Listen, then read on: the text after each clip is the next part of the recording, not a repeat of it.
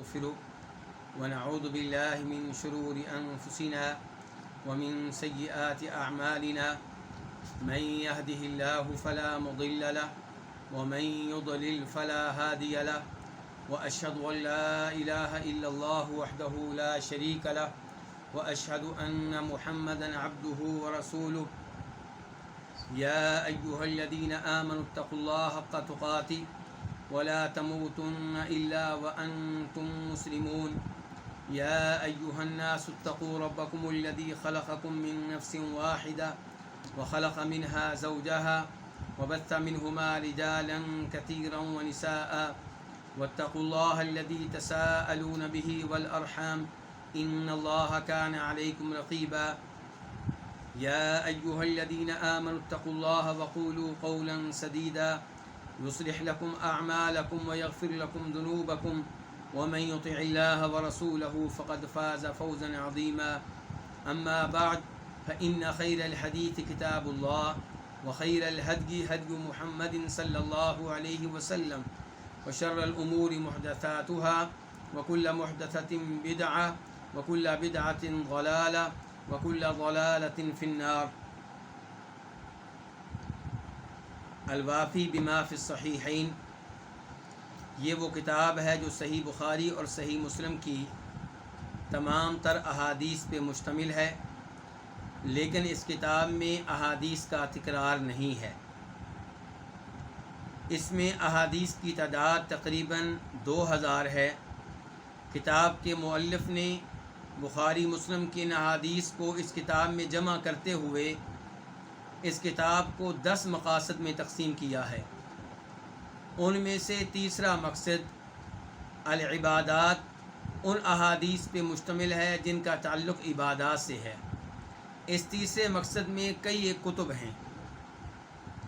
ان کتب میں سے 7ویں کتاب وہ ہے جس میں نماز جمعہ، نماز عیدین، نماز کسوف اور نماز استسقاء کا بیان ہے، اور یہ کتاب 4 فصلوں میں تقسیم ہے، یعنی کہ اس کتاب کے نیچے 4 فصلیں ہیں۔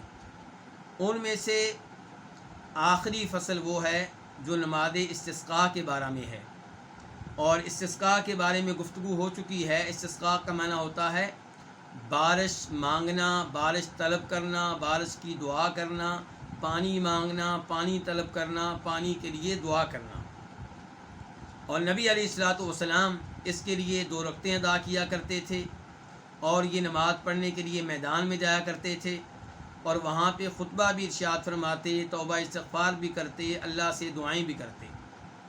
اور دوسرا طریقہ یہ تھا کہ آپ نماز کے بغیر دعا کیا کرتے تھے اور اللہ تعالیٰ سے بارش طلب کیا کرتے تھے۔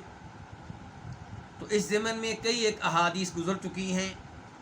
آج ہم اس فصل کا دوسرا باب پڑھیں گے، اور وہ باب کیا ہے؟ باب ما یقول وما یفعل عند نزول المطر، کہ بارش کے برسنے کے موقع پہ کیا کہے اور کیا کرے۔ کون؟ کوئی بھی مسلمان اس موقع پہ جب کہ بارش برس رہی ہو کون سے الفاظ کہے اور کیا کرے۔ حدیث نمبر 577 خا، اس حدیث کو بیان کرنے والے امام بخاری ہیں۔ عن عائشہ ان رسول اللہ صلی اللہ علیہ وسلم کان اذا رأى المطر قال صیبا نافعا۔ ام المؤمنین عائشہ رضی اللہ تعالیٰ عنہا سے روایت ہے کہ بے شک رسول اللہ صلی اللہ علیہ وسلم جب بارش دیکھتے تو آپ کہا کرتے تھے صیبا نافعا، یعنی کہ اے اللہ اس بارش کو مفید قسم کی نفع مند بارش بنا دے۔ نافعاً فائدہ دینے والی، نفع مند، اور صیباً بارش کو، اور اس سے پہلے ایک فعل مقدر ہوگا، پوشیدہ ہوگا، جیسا کہ اردو میں بھی کئی مقامات پہ کئی الفاظ مقدر ہوتے ہیں۔ مثال کے طور پہ جب ہمارے ساتھ کوئی نیکی کرے تو ہم کیا کہتے ہیں؟ شکریہ۔ اب یہ شکریہ یہ کوئی پورا جملہ نہیں ہے، پورا جملہ تب بنے گا جب آپ یہ مانیں گے کہ اس سے پہلے یا اس کے بعد کوئی لفظ محذوف ہے۔ مثال کے طور پہ محذوف کیا ہوگا؟ کہ میں آپ کا شکریہ ادا کرتا ہوں، لیکن کہتے کہ ہم شکریہ بس، کیونکہ باقی الفاظ سننے والا خود ہی سمجھاتا ہے۔ تو یہی صورتحال یہاں پہ ہے، صیبا نافعہ، معنی کیا ہے کہ اے اللہ اس بارش کو مفید قسم کی بارش بنا دے، ایسی بارش جس سے فائدہ ہو، نقصان نہ ہو۔ تو اب ہمیں پتہ چل گیا اس حدیث سے کہ جب بارش نازل ہو رہی ہو، بارش برس رہی ہو، اس موقع پہ یہ دعا پڑھنی چاہیے، صیبا نافعہ۔ اس کے بعد حدیث نمبر 578 578 میم، اس حدیث کو اپنی کتاب میں جگہ دینے والے امام کون سے ہیں؟ امام مسلم۔ عن انس، جناب انس بن مالک رضی اللہ تعالیٰ عنہ سے روایت ہے، قال، وہ کہتے ہیں، اصابنا ونحن مع رسول اللہ صلی اللہ علیہ وسلم مطر، کہ ہم پہ بارش برسی، اصابنا ہم پہ برسی، کیا برسی؟ وہ ہے مطر، اور درمیان میں کیا ہے؟ وَنَحْنُ مَعَ رَسُولِ اللَّهِ، جب کہ ہم رسول اللہ صلی اللہ علیہ وسلم کے ساتھ تھے۔ تو جب کہ ہم رسول اللہ صلی اللہ علیہ وسلم کے ساتھ تھے، ہم پہ بارش برسی۔ قال، وہ کہتے ہیں، کون کہتے ہیں؟ انس بن مالک، اس حدیث کے راوی۔ فحصر رسول اللہ صلی اللہ علیہ وسلم ثوبہ، تو نبی علیہ الصلوۃ والسلام نے اپنا کپڑا ہٹا دیا، یعنی کہ اپنا کپڑا اپنے جسم کے کچھ حصے سے ہٹا دیا تاکہ بارش کا پانی آپ کے جسم پہ پڑے۔ مثال کے طور پہ بازو ننگے کر لیے ہوں گے، مثال کے طور پہ کندھے ننگے کر لیے ہوں گے، تو نبی علیہ الصلوۃ والسلام نے اپنا کپڑا ہٹا دیا، کھول دیا، حتی اصابہ من المطر، یہاں تک کہ آپ پہ بھی بارش پڑی، بارش کا کچھ پانی آپ پہ بھی پڑا۔ فقلنا، تو ہم نے کہا، یا رسول اللہ، اے اللہ کے رسول، لما صنعت ھذا، آپ نے یہ کیوں کیا ہے، آپ نے ایسا کیوں کیا ہے؟ یعنی کہ اپنے جسم کے کچھ حصے سے آپ نے کپڑا ہٹا لیا جب کہ بارش برس رہی تھی، اس میں کیا حکمت ہے؟ قال، تو آپ نے کہا، لأنه حدیث عہد بربہ تعالی، کیونکہ یہ کیا؟ یہ بارش اپنے رب سے قریب قریب آ رہی ہے۔ عہد کہتے ہیں زمانے کو، حدیث نیا، قریب، یعنی کہ یہ اپنے رب کی طرف سے تازہ تازہ آئی ہے۔ یعنی کہ بارش کا کچھ پانی وہ ہے جو زمین پہ موجود ہے، جو چشموں سے نکلتا ہے، اور ایک پانی یہ ہے جو ابھی ابھی اللہ رب العزت کی طرف سے آیا ہے۔ لِأَنَّهُ حَدِيثُ عَهْدٍ بِرَبِّهِ تَعَالَى، کیونکہ یہ اپنے رب کی طرف سے تازہ تازہ آئی ہے، تازہ تازہ اتری ہے۔ تو اب پہلی حدیث سے پتہ چلا تھا کہ بارش نازل ہو تو کیا کہنا ہے، اس حدیث سے پتہ چلا بارش برس رہی ہو تو کیا کرنا ہے۔ تو کیا کریں؟ آپ اپنے جسم پہ بھی بارش کے قطرے پڑنے دیں۔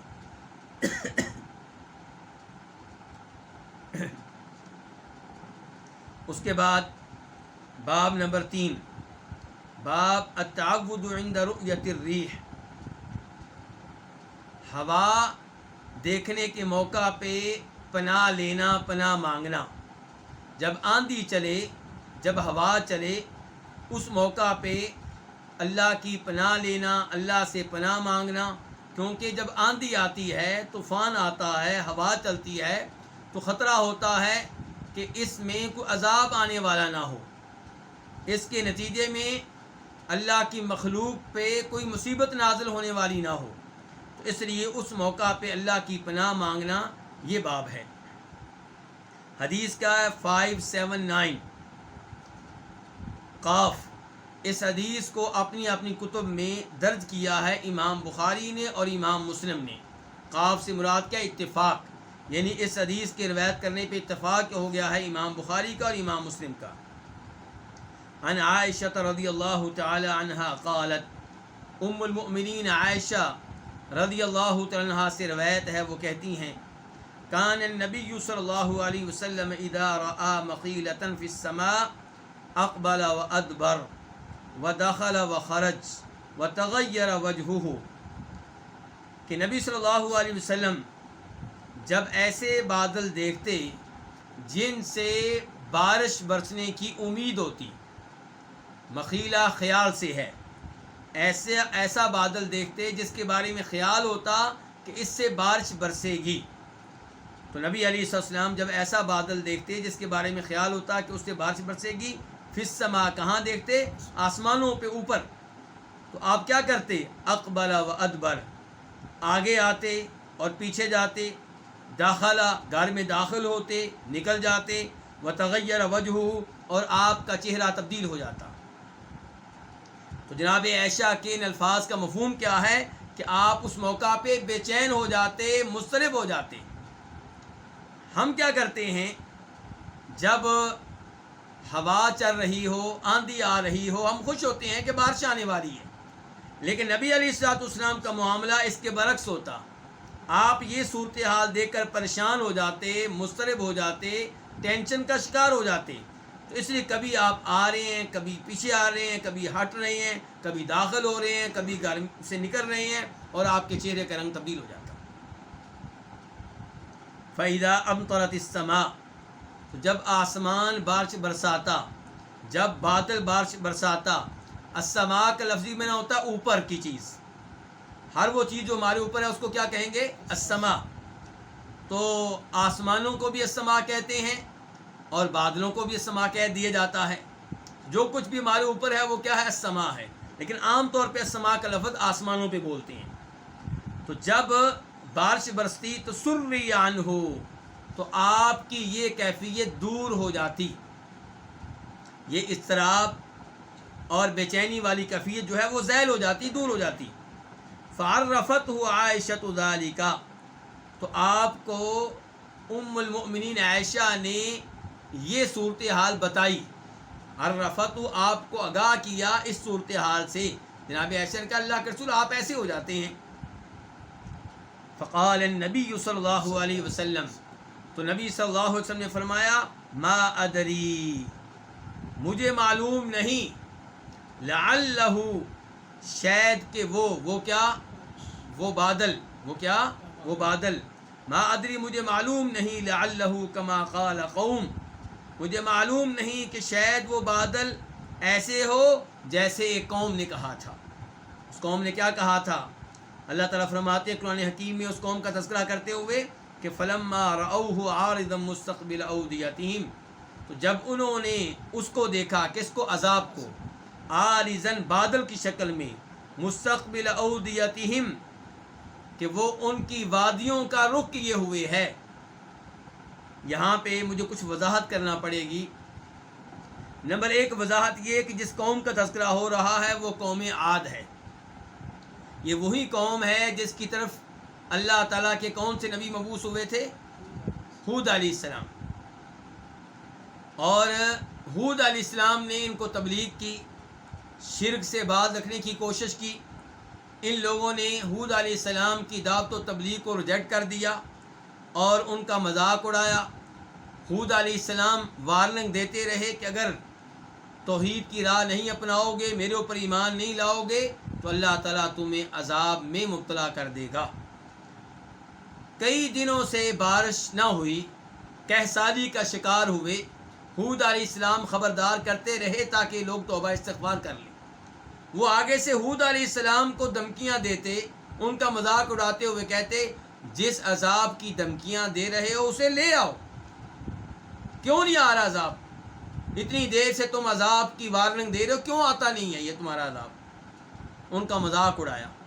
اور پھر ایک دن بادل آیا تو بادل کو دیکھ کے خوب خوش ہوئے کہ اب ہود جو ہے وہ ناکام و نامراد ہو جائے گا، وہ بادلوں کو دیکھ کے پریشان ہو جائے گا اور اس کی دھمکی جھوٹ ثابت ہوگی اور ہمارے اوپر جو کہسالی ہے وہ دور ہو جائے گی اور ہم دوبارہ خوشحالی کی طرف منتقل ہو جائیں گے.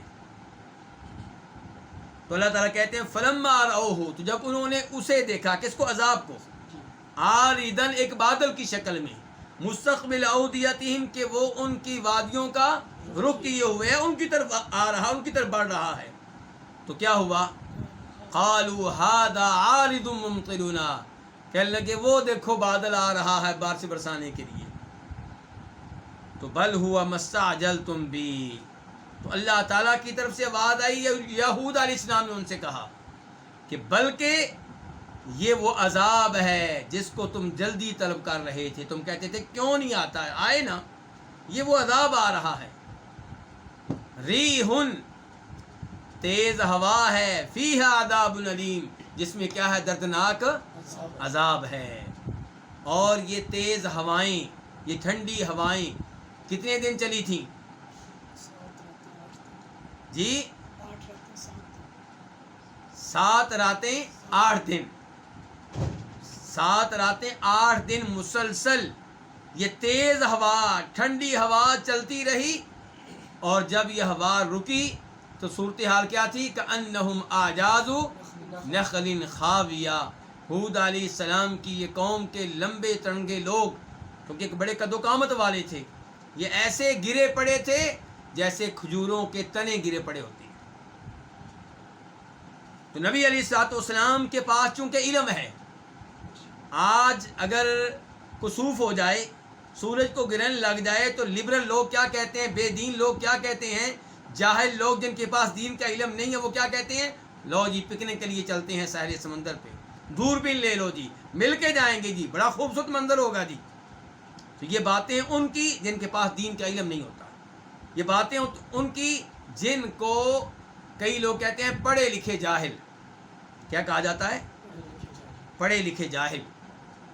ہمارے مدینہ منورہ میں، مدینہ یونیورسٹی میں ایک MBBS ڈاکٹر ہوا کرتے تھے، ان کا نام بھی میں بتا دوں تاکہ بات کرنی آسان ہو جائے، ڈاکٹر ابراہیم۔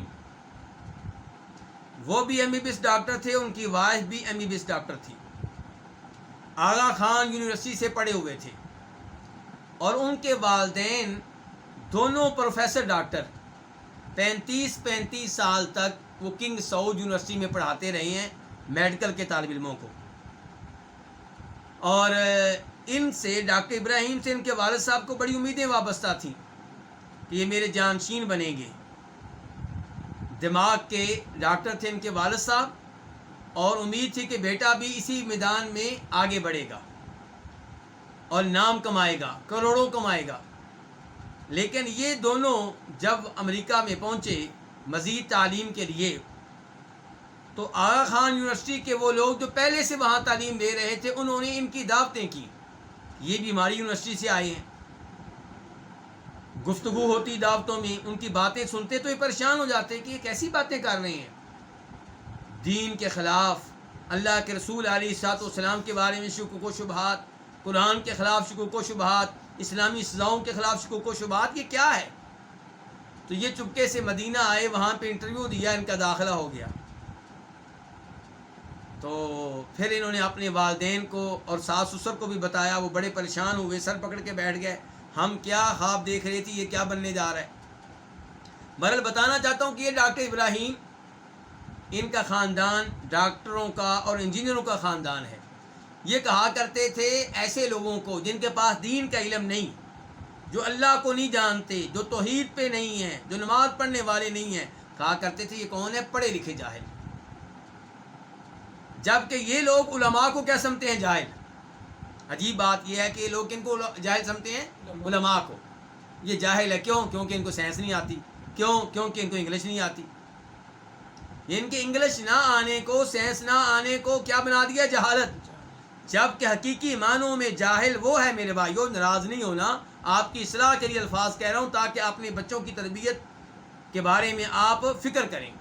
جاہل وہ ہے جس کو یہ معلوم نہیں کہ میرا رب کون ہے، میرے رب کا تعارف کیا ہے، اس کی صفات کیا ہیں، اس کے نام کیا ہیں، ناموں کا مفہوم کیا ہے، اس کی قوت کیا ہے، وہ پکڑنے پہ آئے تو کیسے پکڑتا ہے، پرانی قوموں کا اس نے کیا اشر کیا تھا۔ اللہ کے رسول کو معلوم تھا نا کہ بادل آیا تو ہود علیہ السلام کی قوم کا کیا اشر ہوا تھا، اسی لیے جب آپ بادل دیکھتے، آندھی دیکھتے تو کیا کرتے تھے، بے چین ہو جاتے۔ تو یہ فرق ہوتا ہے دینی علم کا اور دوسرے علم کا۔ اس کی کئی مثالیں دی جا سکتی ہیں۔ مثال کے طور پہ اگر آپ قرآن کریم پڑھیں تو قرآن کریم کیا کہے گا، چور کی سزا کیا ہے، اس کے ہاتھ کاٹ ڈالو۔ اب جس کے پاس دین کا علم ہوگا وہ اس سزا پہ دلی طور پہ ایمان لائے گا، مکمل طور پہ مطمئن ہوگا، زبانی بھی دلی بھی۔ لیکن جس کے پاس دین کا علم نہیں، جو رب کی عظمت کو نہیں پہچانتا، جو اللہ کے کلام کے تقدس کو نہیں جانتا، وہ کہے گا اف، یہ تو وحشیانہ سزائیں ہیں، یہ تو انسان سارے کے سارے معذور ہو جائیں گے، یہ کون سا دین ہے؟ تو یہ گفتگو کون کرے گا؟ جو اللہ کو نہیں جانتا، جو دین کو نہیں جانتا، جو پڑھا لکھا جاہل ہو۔ تو بہرحال نبی علیہ السلام کے پاس علم تھا، وہ علم جسے حقیقی علم کہتے ہیں، تو آپ کیا ہو جاتے تھے؟ پریشان ہو جاتے تھے۔ وزاد عند مسلم فی اولہ، اور امام مسلم کے ہاں اس حدیث کے آغاز میں اضافہ ہے۔ کیا اضافہ ہے؟ کہ قالت، وہ کہتی ہیں، کون کہتی ہیں؟ ام المؤمنین عائشہ رضی اللہ تعالیٰ عنہا کہتی ہیں کہ کان النبی صلی اللہ علیہ وسلم اذا عصفت الریح قال، کہ جب تیز ہوا چلتی تھی تو نبی علیہ الصلوۃ والسلام کہا کرتے تھے، کیا کہا کرتے تھے؟ اللہم انی اسألک خیرہا، اے اللہ میں تجھ سے اس کی خیر مانگتا ہوں۔ کس کی خیر؟ ہوا کی۔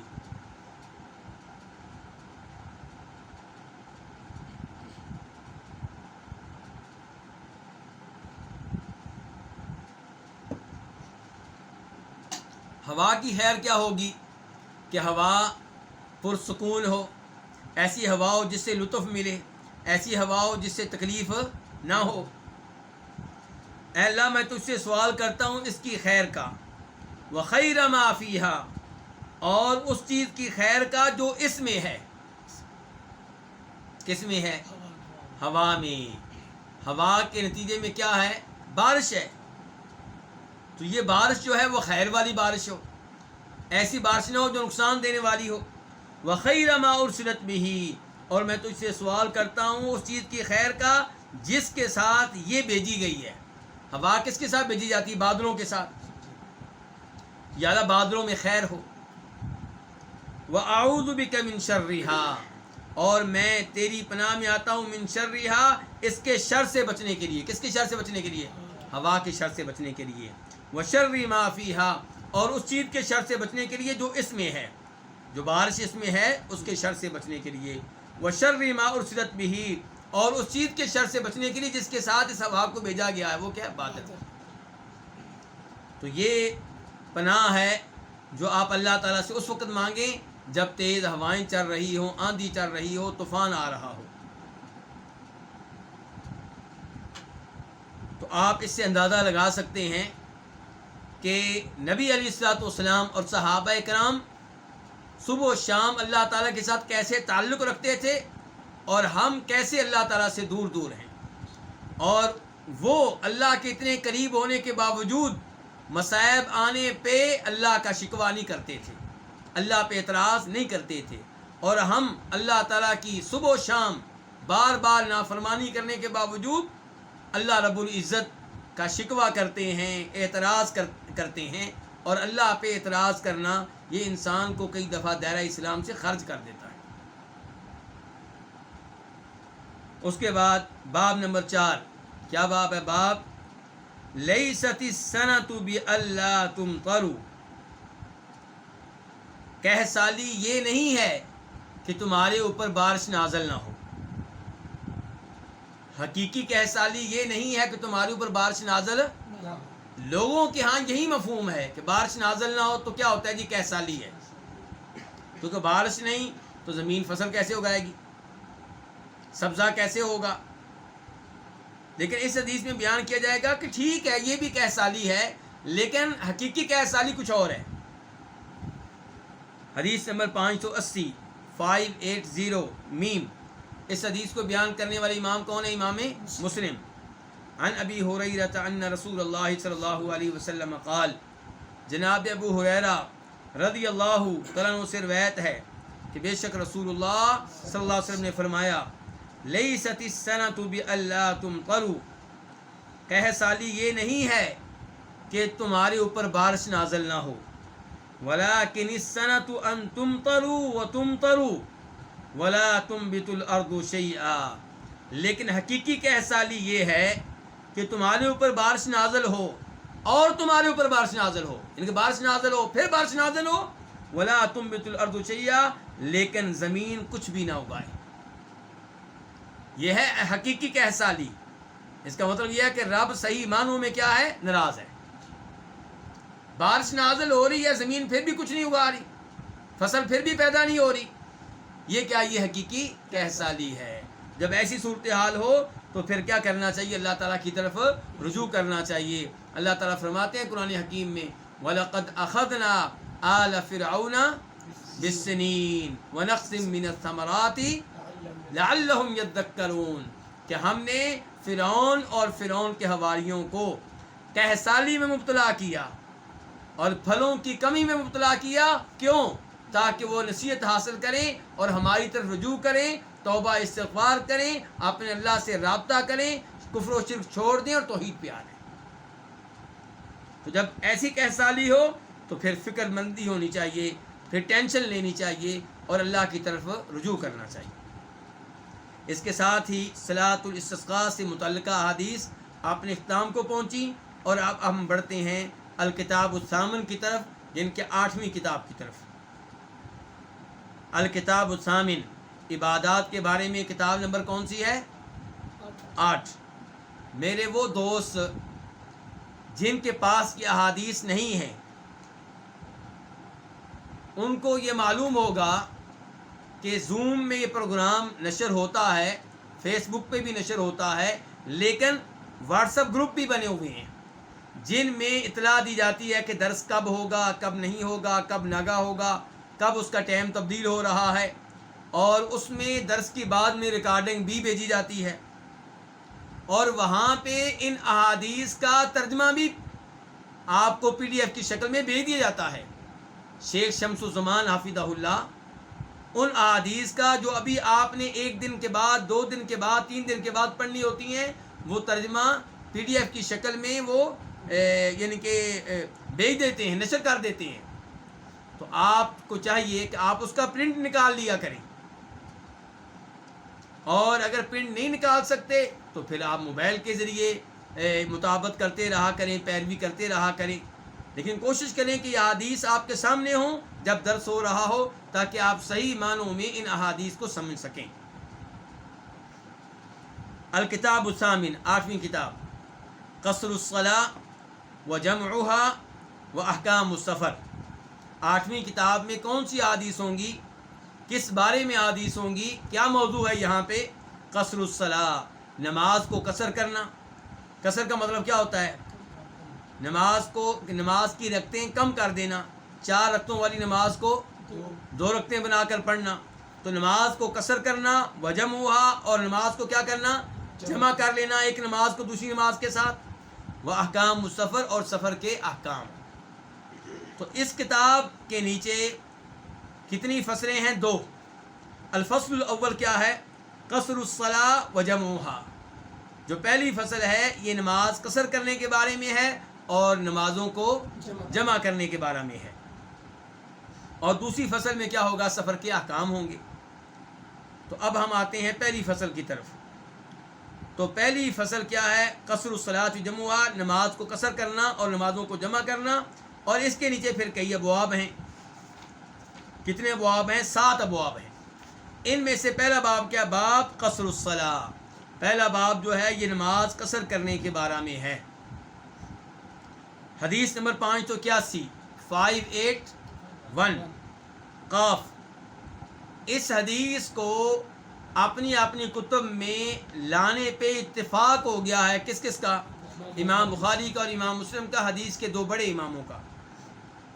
عن عائشہ ام المؤمنین قالت، ام المؤمنین عائشہ رضی اللہ تعالیٰ عنہا سے روایت ہے، وہ کہتی ہیں، جناب عائشہ کے نام کے ساتھ کیا لکھا ہوا؟ ام المومنوں کی ماں. تو نبی علیہ السلام کی بیویاں مومنوں کی کیا لگتی ہیں؟ مائیں. تو اپنی ان ماؤں پہ کوئی اعتراض کرنا، تنقید کرنا، کیا یہ مناسب ہے؟ حالانکہ اعتراض ہیں بھی غلط، تنقید ہے بھی جھوٹی کہانیاں گڑھ کے امہات المؤمنین پہ، نبی علیہ السلام کی پاک بیویوں پہ تنقید کی جاتی ہے، اور کرنے والے عام طور پہ کون ہیں؟ جو صحابہ کرام کے دشمن ہیں. جبکہ قرآن کیا کہتا ہے کہ آپ کی بیویاں تمہاری کیا ہیں؟ یہ جو لقب ہے یہ قرآن نے دیا ہے. وَأَزْوَاجُهُ أُمَّهَاتُهُمْ کہ آپ کی بیویاں مومنوں کی کیا ہیں؟ مائیں ہیں. یہ قرآن نے کہا ہے. تو جناب عائشہ ام المؤمنین سے روایت ہے، وہ کہتی ہیں فرض اللہ الصلاۃ حین فرضها رکعتین فی الحضر والسفر. اللہ تعالیٰ نے نماز مقرر کی، حین فرضها جب مقرر کی. اللہ تعالیٰ نے نماز مقرر کی جب مقرر کی. کتنی مقرر کی؟ رکعتین دو رکھتے ہیں. اب آسان اردو میں ترجمہ کیا ہوا کہ جب اللہ تعالیٰ نے نماز مقرر کی تو کتنی مقرر کی؟ دو رکھتے ہیں. فی الحضر حضر میں بھی، والسفر اور سفر میں بھی. حضر کا ترجمہ کیا ہوتا ہے؟ سفر کے الٹ چیز کو، اپوزٹ کو کیا کہتے ہیں؟ حضر. حضر کا مطلب یہ ہے کہ آپ اپنے شہر میں ہیں، اپنے گاؤں میں ہیں، اپنے گھر میں ہیں، اپنے محلے میں ہیں. اور سفر کا مطلب یہ ہے کہ آپ اپنے شہر سے باہر ہیں، کہیں جا رہے ہیں. تو اللہ تعالیٰ نے نماز مقرر کی حین فرضها جب یہ مقرر کی. کتنی مقرر کی تھی؟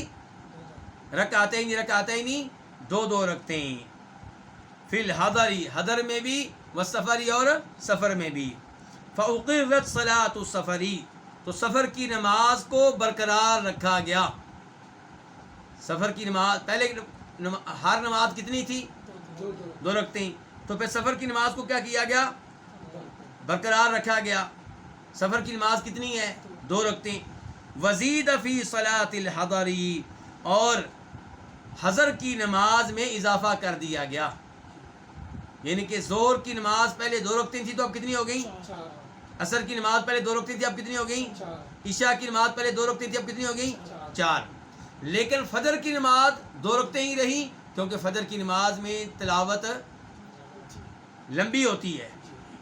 اور مغرب کی نماز 3 رکھتے رہیں کیونکہ مغرب کی نماز جو ہے یہ دن کے کیا ہیں؟ وطر ہیں. دیکھیں باقی نمازیں جفت ہیں کہ طاق ہیں؟ جفت ہیں. یعنی کہ جفت کس کو کہتے ہیں؟ 2 4 6 8 10 یہ جفت ہوتے ہیں. 1 3 5 7 9 یہ کیا ہوتے ہیں؟ یہ طاق ہوتے ہیں. اب عام طور پہ نمازیں کیا ہیں؟ جفت ہیں. زور جفت ہے 4 ہیں، عصر جفت ہے، عشاء کی نماز جفت ہے، فجر کی نماز کیا ہے؟ لیکن مغرب کی نماز کیا ہے؟ طاق 3 رکھتے ہیں. تو رات کی نماز جب ہم عشاء کی پڑھ لیتے ہیں تو اس کے بعد ہم وطر پڑھتے ہیں، طاق نماز پڑھتے ہیں، یا 1 وطر پڑھتے ہیں یا 3 یا 5. تو رات کی نماز پھر کیا ہو جاتی ہے؟ طاق ہو جاتی ہے. یعنی کہ عشاء کی نماز ہم نے پڑھی 4 رکھتے ہیں، اس کے بعد ہم نے 2 سنتیں بھی پڑھ لیں، مزید نفل بھی پڑھ لیے، تہجد بھی پڑھ لی، آخر میں ہم وطر پڑھتے ہیں تو رات کی پوری نماز کیا ہو جاتی ہے؟ طاق ہو جاتی ہے. اور اللہ تعالیٰ وطر ہیں، ایک ہیں، تو اللہ تعالیٰ کو طاق عدد پسند ہے. تو دن کی نماز جو ہے ظہر جفت، عصر اور مغرب کی 3 پڑھ کے تو کیا ہوگی؟ دن کی نماز طاق ہو گئی. یہ حکمت بیان کی ہے علماء کرام نے. اور اس بارے میں ضعیف روایت بھی موجود ہے جسے امام ابن خزیمہ اپنی صحیح میں لے کر آئے ہیں. تو بہرحال خلاصہ کلام کیا ہے کہ سفر کی نماز پھر کتنی ہے؟ سفر کی نماز کتنی ہے؟ 2 رکھتے ہیں. تو سفر کی نماز کو برقرار رکھا گیا ہے 2 رکھتے ہیں. اب یہاں پہ ایک سوال پیدا ہوگا کہ اگر کوئی سفر میں ظہر کی نماز 2 کی بجائے 4 رکھتے پڑھنا چاہے تو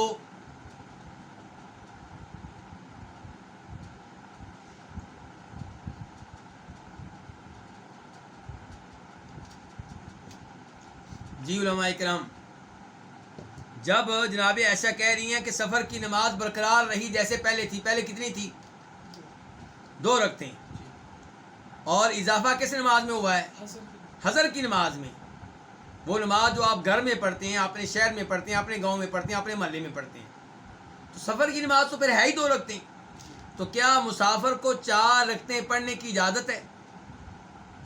امام ابو حنیفہ رحمہ اللہ کا موقف یہ ہے کہ مسافر پہ واجب ہے کہ وہ سفر میں نماز قصر کرے. کیا کرے؟ نماز اسے 4 پڑھنے کی اجازت نہیں ہے. جمہور علماء کرام کا موقف یہ ہے کہ قصر نماز پڑھنا واجب نہیں ہے، یہ اللہ تعالیٰ کی طرف سے اجازت ہے، جائز ہے، یا آپ یہ کہہ لیں کہ یہ افضل ہے، بہتر ہے، لیکن آپ اس کو واجب نہیں کہہ سکتے۔ اگر کبھی کوئی آدمی ظہر کی نماز 4 رکعتیں پڑھ لیتا ہے اور وہ سفر میں ہے تو گناہ نہیں ہے۔ تو ایک موقف ہو گیا جمہور علماء کرام کا، اور ایک موقف ہو گیا امام ابو حنیفہ رحمہ اللہ کا۔ امام ابو حنیفہ رحمہ اللہ کے دلائل میں سے ایک دلیل یہی حدیث ہے جو بھی آپ نے پڑھی ہے۔ وہ کہتے ہیں کہ جناب ایسا کہہ رہی ہیں سفر کی نماز ہے ہی 2 رکعتیں، تو آپ کیسے 4 پڑھ لیں گے؟ جناب ایسا کہہ رہی ہیں کہ سفر حضر کی نماز پہلے تھی 2 رکعتیں، پھر سفر کی نماز ویسے ہی رہی جیسے پہلے تھی، اضافہ سفر کی نماز میں نہیں ہوا، کس نماز میں ہوا ہے؟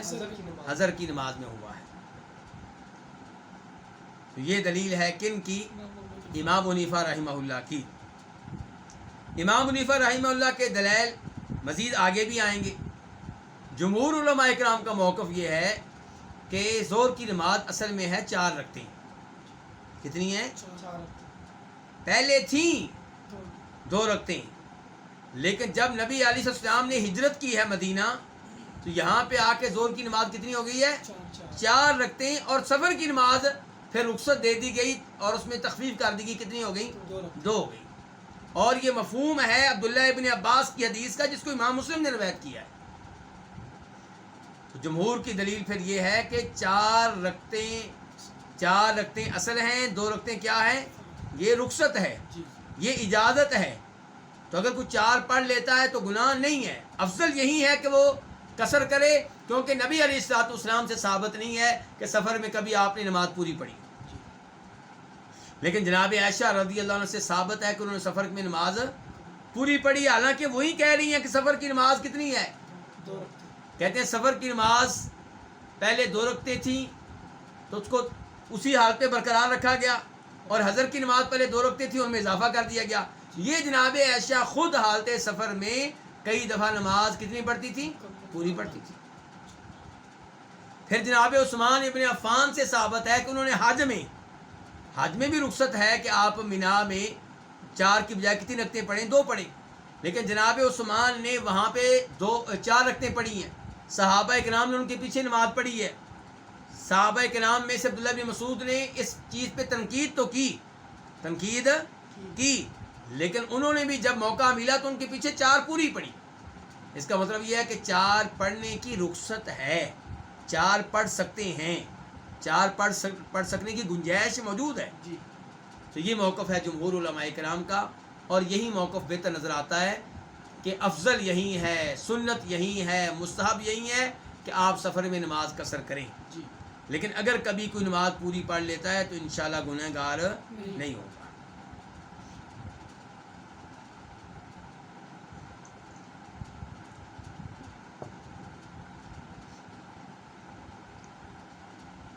اب ہے حدیث نمبر 582 قاف۔ اس حدیث کے بیان کرنے پہ اتفاق ہے کس کا؟ امام بخاری کا اور امام مسلم کا۔ عن انس رضی اللہ عنہ قال، جناب انس بن مالک رضی اللہ عنہ سے روایت ہے، وہ کہتے ہیں صلیت الظہر مع النبی صلی اللہ علیہ وسلم بالمدینہ 4 والعصر بذی الحلیفۃ رکعتین، کہ میں نے نبی علیہ الصلوۃ والسلام کے ساتھ مدینہ میں ظہر کی نماز ادا کی۔ کتنی رکعتیں؟ 4 رکعتیں۔ میں نے نبی علیہ الصلوۃ والسلام کے ساتھ ظہر کی نماز ادا کی، کہاں؟ مدینہ میں۔ اربعن کتنی رکعتیں؟ 4 رکعتیں۔ اور یہاں پہ دیکھیے کیا کہہ رہے ہیں آپ کے ساتھ، والعصر بذی الحلیفۃ رکعتین، اور عصر کی نماز ادا کی کہاں پہ؟ ذوالحلیفہ میں۔ رکعتین کتنی رکعتیں؟ 2۔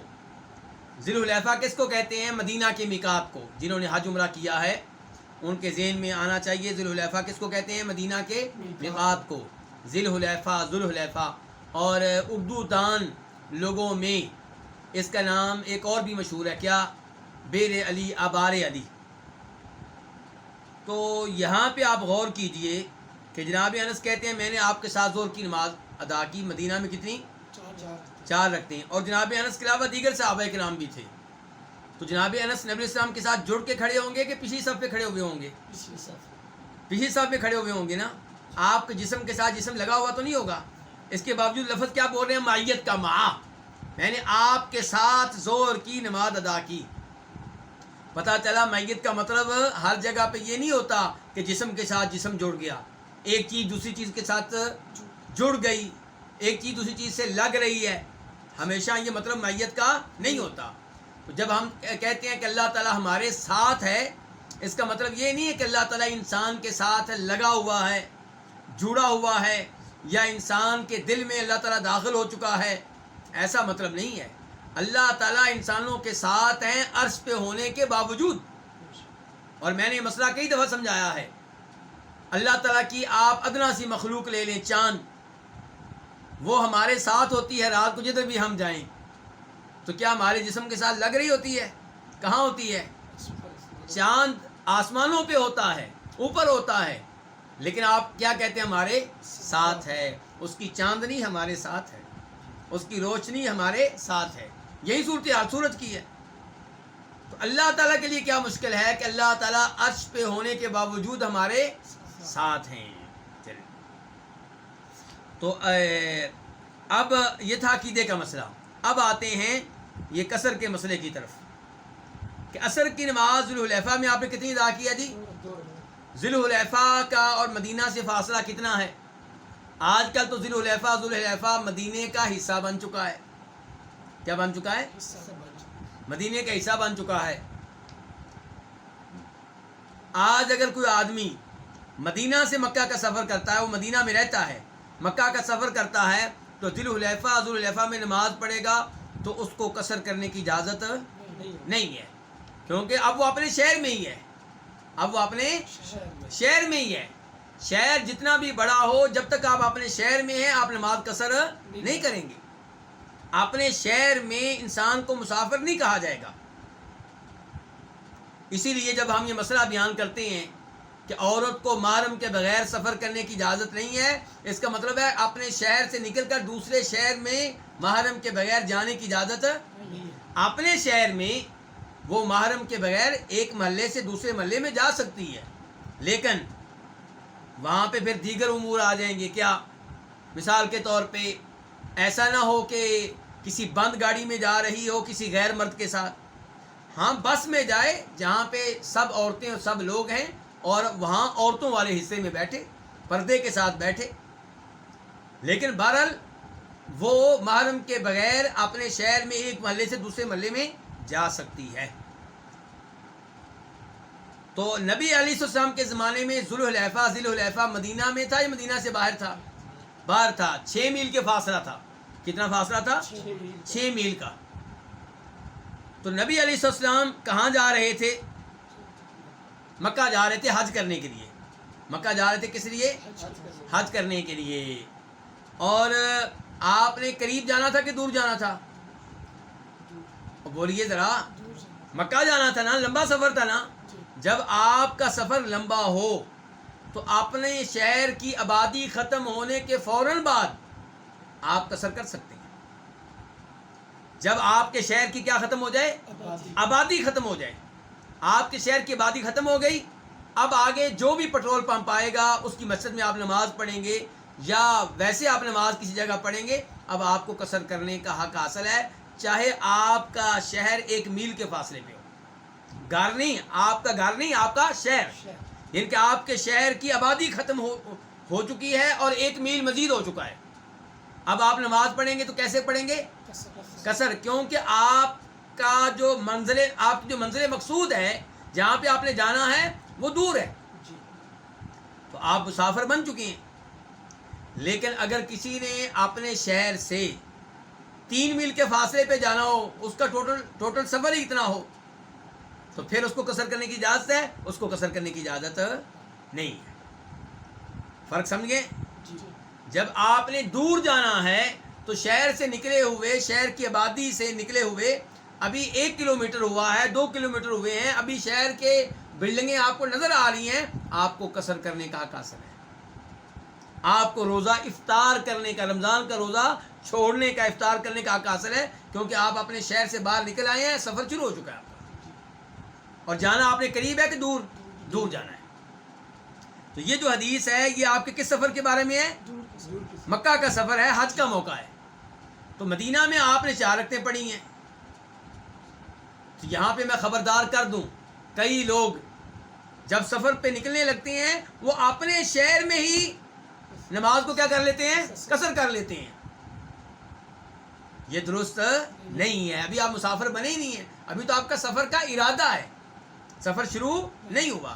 تو آپ نے مدینہ میں 4 رکعتیں ادا کی ہیں، ذوالحلیفہ میں جا کے آپ نے عصر کی نماز کتنی پڑھی ہے جی؟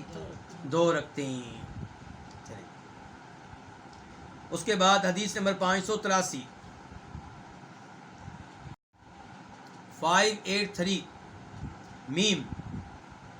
اس حدیث کو کون سے امام نے اپنی کتاب میں جگہ دی؟ امام مسلم نے. عن یحییٰ بن یزید الہنائی، یحییٰ بن یزید ہنائی سے روایت ہے، قال وہ کہتے ہیں سألت انس بن مالک عن قصر الصلاۃ، میں نے انس بن مالک سے سوال کیا نماز قصر کرنے کے بارے میں. ان کی نماز قصر کرنے کے بارے میں سوال کیا ہوگا، کیا کس کا کیا حکم ہے، نبی علیہ السلام کب قصر کرتے تھے، کتنا فاصلہ ہو تو قصر کرنا چاہیے، اس قسم کا سوال کیا ہوگا. فقال، تو وہ کہنے لگے، کون کہنے لگے جی؟ کون کہنے لگے؟ انس بن مالک کہنے لگے. اور یہ کون کہہ رہے ہیں کہنے لگے؟ یحییٰ بن یزید کہہ رہے ہیں، یحییٰ بن یزید الہنائی. فقال، تو کہنے لگے کان رسول اللہ صلی اللہ علیہ وسلم اذا خرج مسیرۃ 3 امیال او 3 فراسخ شعبۃ الشاک صلی رکعتین، کہ نبی صلی اللہ علیہ وسلم جب نکلتے تھے 3 میل کی مسافت پہ، 3 میل کی مسافت کے لیے آپ نکلتے، یا 3 فرسخ کی مسافت کے لیے آپ نکلتے، تو صلی رکعتین، تو آپ کتنی رکعتیں ادا کرتے تھے؟ 2 رکعتیں. درمیان میں بریکٹ میں کیا آ گیا؟ شعبۃ الشاک، کہ شک کرنے والے کون ہیں؟ شعبہ ہیں. شعبہ بن حجاج الواسطی یہ یحییٰ بن یزید الہنائی کے شاگرد ہیں. ہماری اس حدیث کا آغاز کس آدمی سے ہوا تھا؟ یحییٰ بن یزید الہنائی سے. یحییٰ بن یزید الہنائی نے حدیث کس سے لی تھی؟ انس بن مالک سے. تو انس بن مالک کے شاگرد ہیں یحییٰ بن یزید الہنائی، اور ان کے شاگرد نیچے کون ہیں؟ شعبہ بن حجاج الواسطی. تو ان کو شک ہو گیا ہے کہ جب مجھے میرے استاد یحییٰ بن یزید الہنائی نے یہ حدیث بتائی تھی تو انہوں نے حدیث میں 3 میل کا لفظ بولا تھا یا 3 فرسخ کا لفظ بولا تھا. شک کیا ہو گیا ہے؟ 3 میل کا لفظ بولا تھا یا 3 فرسخ کا لفظ بولا تھا. تو شک کس کو ہوا ہے؟ شعبہ کو. تو اب 3 میل تو آپ جانتے ہیں، 3 فرسخ کتنے ہوتے ہیں؟ ایک فرسخ کتنے کا ہوتا ہے؟ 3 میل کا. ایک فرسخ کتنے کا ہوتا ہے؟ 3 میل. تو جب 3 فرسخ ہوں گے تو 3 کو 3 میں ضرب دیں تو کتنے میل ہو گئے؟ 9. 3 فرسخ کتنے ہوتے ہیں؟ 9 میل. تو اب شک ہو گیا ہے کہ نبی علیہ الصلوۃ والسلام کے بارے میں انس بن مالک نے کیا کہا تھا. صحابی نے کیا؟ صحابی نے یہ بتایا تھا کہ جب آپ 3 میل کا سفر کرتے تو 2 رکعتیں ادا کرتے تھے، یا جب آپ 9 میل کا سفر کرتے تو 2 رکعتیں ادا کرتے تھے. قصر کب کرتے تھے آپ؟ اب شک ہو گیا. اب آپ ان 2 میں سے وہ بات لے لیں جس بات کو لینے کی وجہ سے روز قیامت آپ کو کوئی سزا نہ ہو. تو آپ کون سا لفظ لے لیں تو کوئی مسئلہ نہیں بنے گا؟ 9 میل کا. آپ احتیاطاً کیا لے لیں؟ 9 میل. یعنی کہ اگر آپ 3 میل پہ 2 رکعتیں ادا کریں گے، قصر کریں گے، تو ہو سکتا ہے روز قیامت سوال ہو جائے آپ سے. لیکن اگر آپ 9 میل پہ کریں گے تو یہ تو بات پکی ہے نا. 3 میں تو شک ہے لیکن 9 کی تو بات پکی ہے کہ 9 میل پہ آپ نے کیا کیا؟ قصر کیا، 2 رکعتیں ادا کی ہیں. یعنی کہ 9 میل کا جب سفر ہوتا تھا، کہنا چاہتے ہیں انس بن مالک کہ جب آپ کی منزل مقصود 9 میل ہوتی تھی. منزل مقصود کتنی ہوتی تھی؟ 9 میل. یعنی کہ ٹوٹل سفر جب آپ کا 9 میل یا 9 میل سے زیادہ ہوتا تھا تو اس سفر میں آپ قصر کرتے تھے، 2 رکعتیں ادا کیا کرتے تھے. اچھا جی، 9 میل کون سے؟ یہ 9 میل انگریزی 9 میل ہیں یا یہ مدینہ والوں کے 9 میل ہیں؟ یہ مدینہ والوں کے 9 میل ہیں، نبی علیہ السلام کے زمانے کے 9 میل. اور آپ کے زمانے کے 9 میل آج کل تقریباً 22-23 کلومیٹر بنتے ہیں. کتنے کلومیٹر بنتے ہیں؟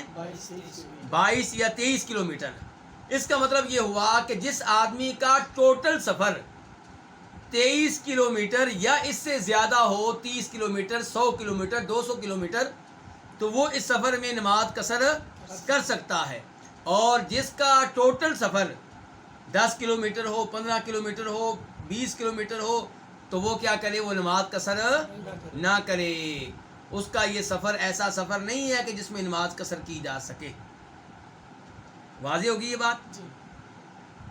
پھر اب ترجمہ پڑھ لیں. انس بن مالک کیا کہتے ہیں کہ رسول اللہ صلی اللہ علیہ وسلم اذا خرج، جب نکلتے، کس کے لیے؟ سفر کے لیے. جب آپ نکلتے مسیرت 3 ایام، 3 میل کی مسافت پہ یا 3 فرسخ کی مسافت پہ، شعبہ شک کرنے والے ہیں، تو اس جب نکلتے آپ اتنی مسافت کے لیے تو آپ کیا کرتے تھے؟ صلی رکعتین، 2 رکعتیں ادا کیا کرتے تھے. تو اس کا مطلب ہے ٹوٹل سفر جب آپ کا 22 کلومیٹر کا ہو، 23 کلومیٹر کا ہو، تو اپنے شہر سے نکلے ہوئے اگرچہ آپ کو 2 کلومیٹر ہوئے ہوں، آپ نماز قصر کر سکتے ہیں. بات واضح ہو گئی؟ جی. چلیں.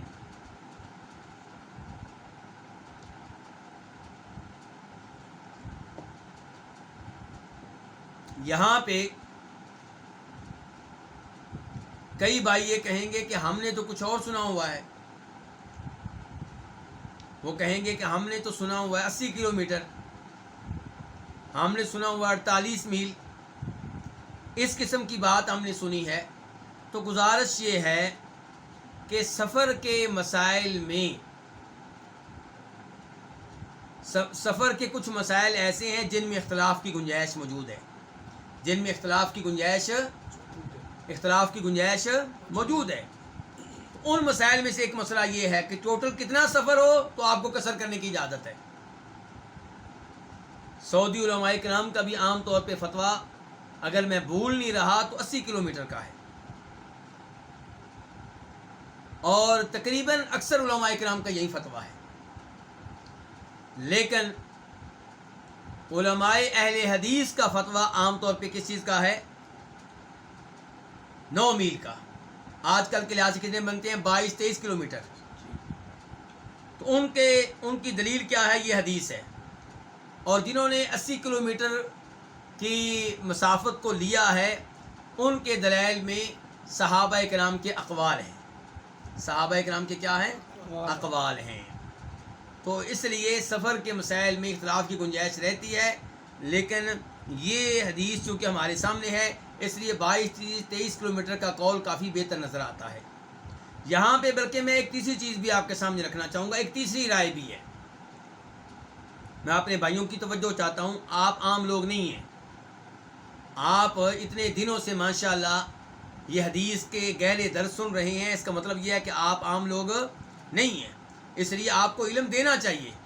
آپ کے سامنے وہ باتیں بھی رکھ دینی چاہیے جو پبلک کے سامنے عام طور پہ نہیں رکھی جاتی.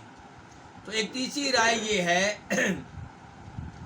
کہ جس کو آپ کا کلچر، آپ کا معاشرہ اور آپ کے زمانے کے لوگ سفر مانتے ہیں، سفر قرار دیتے ہیں، اس میں آپ قصر کر سکتے ہیں، چاہے وہ سفر جتنا بھی ہو. اس کا مطلب کیا نکلے گا؟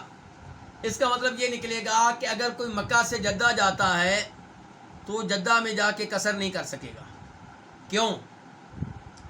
کیونکہ مکہ اور جدہ کے مابین میرے خیال میں 80 کلومیٹر شاید بنتے ہیں یا نہیں بنتے، لیکن بہرحال آج کل مکہ سے جدہ جانے کو کوئی سفر نہیں کہتا. ایک ہے کہ مکہ سے جدہ جانے کے بعد آپ نے آگے کہیں جانا ہو، میں اس کی بات نہیں کر رہا. میں واپس آتا ہوں، اپنی بات دوبارہ سمجھاتا ہوں کہ یہ بات دوبارہ میں شروع کرتا ہوں کہ مکہ سے جدہ جانے کو سعودیہ کے لوگ آج کل سفر نہیں کہتے. اگر کسی نے مکہ سے جدہ ہی جانا ہے، آگے کہیں اور نہیں جانا، جدہ سے واپس مکہ آنا ہے، تو اس کو آج کل سعودیہ کے لوگ سفر نہیں کہتے. سعودیہ کا کلچر، سعودیہ کا عرف اس کو سفر نہیں مانتا. تو جو لوگ یہ کہتے ہیں کہ سفر میں اعتبار کلچر کا ہے، عرف کا ہے، معاشرے کا ہے، ان کے ہاں مکہ سے جدہ آج کل کے زمانے میں اس کو سفر نہیں کہتے. تو جو مکہ سے جدہ جائے گا اور واپس مکہ آنا چاہتا ہے وہ جدہ میں جا کے قصر نہیں کرے گا. اور یہ موقف کن کا ہے؟ امام ابن تیمیہ رحمہ اللہ کا یہ موقف ہے. کس کا موقف ہے؟ یہ امام ابن تیمیہ رحمہ اللہ کا. وہ کہتے ہیں بھائی نبی علیہ السلام نے باقاعدہ طور پہ بول کر مدت مسافت مقرر نہیں کی. یہ تو انس ابن مالک کہہ رہے ہیں نا کہ جی میں نے یہ محسوس کیا ہے کہ جب آپ اتنا سفر کرتے تھے تو آپ کیا کرتے تھے؟ قصر کرتے تھے. لیکن نبی علیہ السلام نے باقاعدہ کہا ہو کہ بھائی جب تم اتنے میل سفر کرو، اتنے کلومیٹر سفر کرو تو تمہیں قصر کرنے کی اجازت ہے، اور اس سے کم ہو تو قصر کرنے کی اجازت نہیں ہے. ایسا نہیں ہے. تو ابن تیمیہ کہتے ہیں جب نبی علیہ السلام نے یہ چیزیں بیان نہیں کی ہیں تو ان چیزوں کو طے کریں گے کس کے ذریعے؟ عرف کے ذریعے، اپنے معاشرے کے ذریعے، اپنے کلچر کے ذریعے. تو مکہ سے مدینہ جانے کو آج کل سفر کہتے ہیں کہ نہیں کہتے؟ کہتے ہیں. مکہ سے مدینہ جائیں، مدینہ سے مکہ جائیں، اس کو سفر کہتے ہیں. تو اس سفر میں آپ قصر کر سکیں گے، اور مکہ سے جدہ جائیں تو آپ قصر نہیں کر سکیں گے. یہ ان لوگوں کے ہاں جن کی رائے یہ ہے کہ قصر کرنے کے لیے شریعت کی طرف سے باقاعدہ طور پہ کوئی مسافت مقرر نہیں ہے، معاملہ عرف پر ہے. آپ کا کلچر طے کرے گا سفر کس کو کہتے ہیں. تو آج سعودیہ میں رہتے ہوئے مکہ سے جدہ جانے والا کبھی آج کل یہ نہیں کہتا یار میں سفر پہ جا رہا ہوں. لوگ پوچھے کہاں؟ جدہ. اس کا مذاق اڑائیں گے یہ سفر ہے. اچھا، لیکن اگر آپ ابن تیمیہ کی رائے نہیں لیتے تو پھر یہ رائے کافی اچھی ہے جو انس ابن مالک نے پیش کی ہے کہ نبی علیہ الصلوۃ والسلام جب بھی سفر کرتے تھے کتنا؟ 9 میل کا، یعنی کہ آج کل کے لحاظ سے 22-23 کلومیٹر کا، تو آپ قصر کرتے تھے. اس کا مطلب یہ ہے کہ مکہ سے جدہ جانے والا کیا کرے گا؟ قصر کرے گا.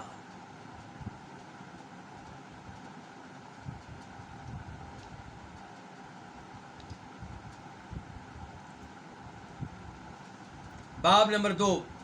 باب کیا؟ باب مدت القصری و مسافت ہو، قصر کی مدت اور اس کی مسافت.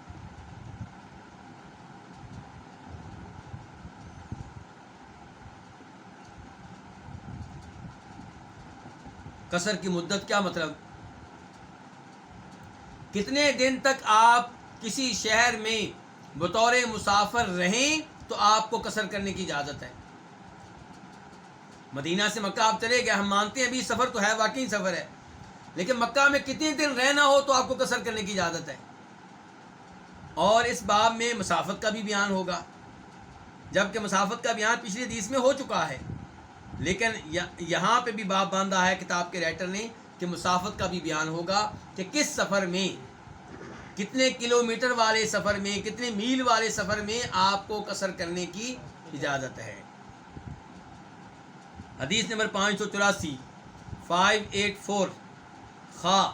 اس حدیث کو بیان کرنے والے کون سے امام ہیں؟ امام بخاری.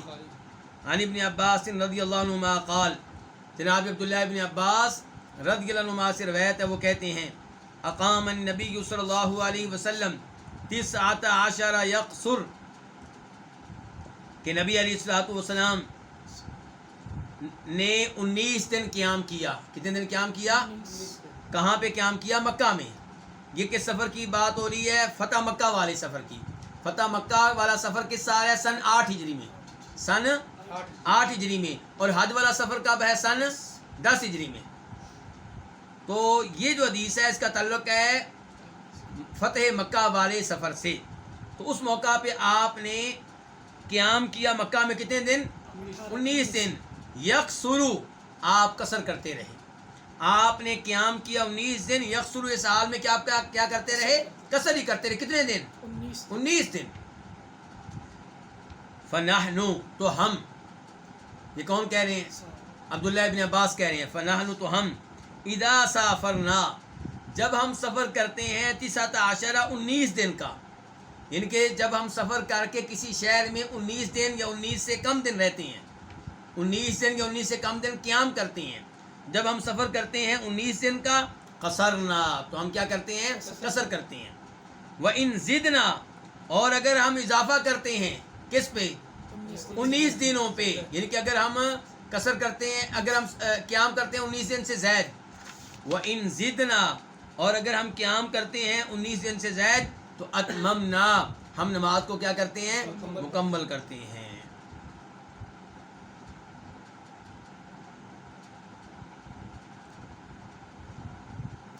لو جی، اب یہاں پہ ایک نیا مسئلہ ہے. مسئلہ یہ ہے کتنے دن تک آپ کسی شہر میں رہیں گے تو آپ کو قصر کرنے کی اجازت ہے. تو اس مسئلے میں بھی اختلاف موجود ہے. تو میں نے پہلے بھی کہا تھا، پچھلے مسئلے میں بھی اور اس مسئلے میں بھی کہہ رہا ہوں، اس میں بھی اختلاف کی گنجائش ہے، اس میں بھی اختلاف کی گنجائش ہے. ان مسائل میں کسی پہ سختی نہیں کرنی چاہیے. ایک رائے یہ ہے کہ جب آپ نے کسی شہر میں 3 دن قیام کرنا ہو تو آپ کو قصر کرنے کی اجازت ہے. 3 دن سے زیادہ آپ کسی شہر میں رہنا چاہتے ہیں تو آپ پہلے دن سے ہی نماز کتنی پڑھیں گے؟ پوری پڑھیں گے. جب آپ کو پتا ہے کہ میں نے مکہ میں 2 دن رہنا ہے تو آپ پہلے دن سے کیا کریں گے؟ قصر کریں گے. اور جب آپ کو پتا ہے کہ میں نے مکہ میں 2 دن رہنا ہے تو آپ، اور جب آپ کو پتا ہو کہ میں نے مکہ میں 4 دن رہنا ہے تو آپ پہلے دن سے نماز کتنی پڑھیں گے؟ مکمل پڑھیں گے. یہ رائے کن لوگوں کی ہے؟ جن کا قول 3 دن کا ہے. ایک قول ہے 4 دن کا، کہ اگر آپ نے کسی شہر میں 4 دن رہنا ہے یا 4 دن سے زیادہ تو آپ پہلے دن سے ہی نماز کتنی پڑھیں گے؟ پوری. اور اگر آپ نے 4 سے کم دن رہنا ہے تو پھر آپ پہلے دن سے کیا کریں گے؟ قصر کریں گے، کیونکہ آپ مسافر ہیں. اور اس کے علاوہ بھی اقوال موجود ہیں. 10 دن کا قول بھی موجود ہے، 12 دن کا قول بھی موجود ہے، 15 دن کا قول بھی موجود ہے.